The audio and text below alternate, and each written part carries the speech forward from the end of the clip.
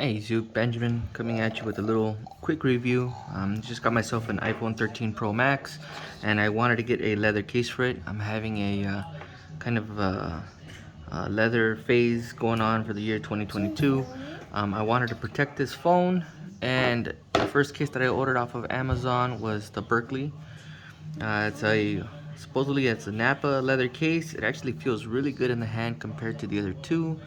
The leather has a really good feel, but I ended up having an issue with this case compared to the other two. When you put your phone into this case, it does click in. The buttons feel squishier than normal. Same thing with the volume rockers.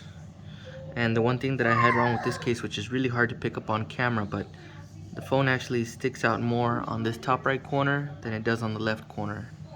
And the other issue I had is that whenever I went to place this phone on a table, I don't know if you could tell there with that angle, but the cameras actually stick up higher than the back of the case.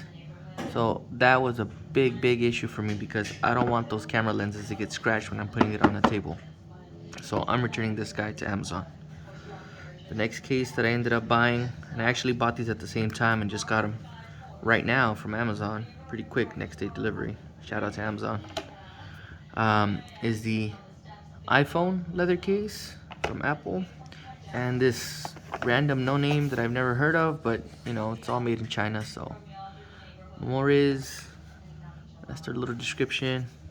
Ask me for the link if you want. I'm not going to be like those other YouTubers. I don't really care if you buy it or not. But the reason why I like these two cases, I can tell you right away though, the leather feel for this one is nowhere near as close as this guy. This guy you can tell is like super legit, genuine leather. This one has somewhat of a leather feel to it, but not exactly. I mean, you kind of press it with your fingernail and it has the give of leather, but I'm pretty sure it's super thin, or I don't know. But the inside is very nice.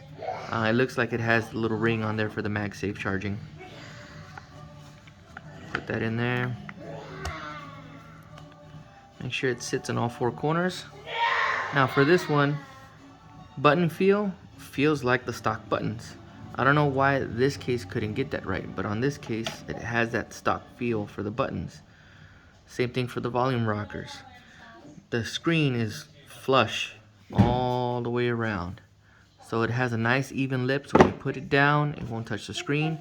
And on the camera, one thing I don't like on this one is it has this plastic rim, but on the camera, if you look, you could tell that the cameras sit maybe like a millimeter right below the rim, which is what I was looking for. And I'm really bummed because I really want to keep this one. I really do, but I really feel like the way how they manufactured it, if I ask for another one, they're going to give me the same thing because this is from a mold. So they're taking these out of a mold and they're shipping these off to people. So I feel like this company needs to revise their mold. But they're probably not going to do it because iPhone's been out for a while now and they're probably already working on this next generation. But anyways, on this little no-name case, I think was like 30 bucks. It's not a bad fit. But at the same time, nothing really compares to the original Apple.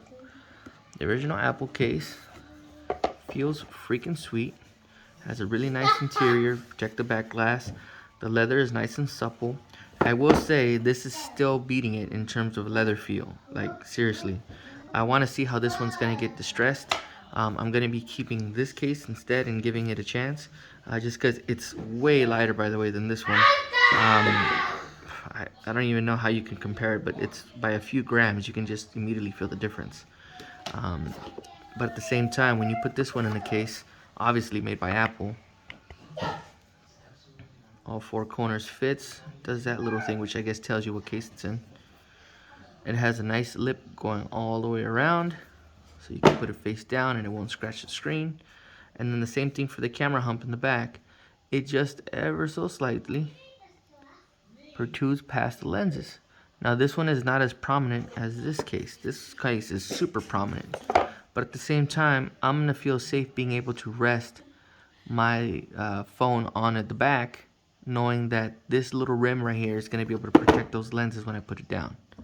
So that's all I really wanted to point out to you guys. If you guys are considering getting a leather case, make sure you guys are getting one that's going to protect those lenses, because even though they are fancy sapphire glass or whatever they claim that they are, you still want them protected, because when you rock something like this, those are going to scratch up over time, especially these chrome rings. And you know, for a $1,400 phone, you want to be able to take care of these things. So thanks for watching.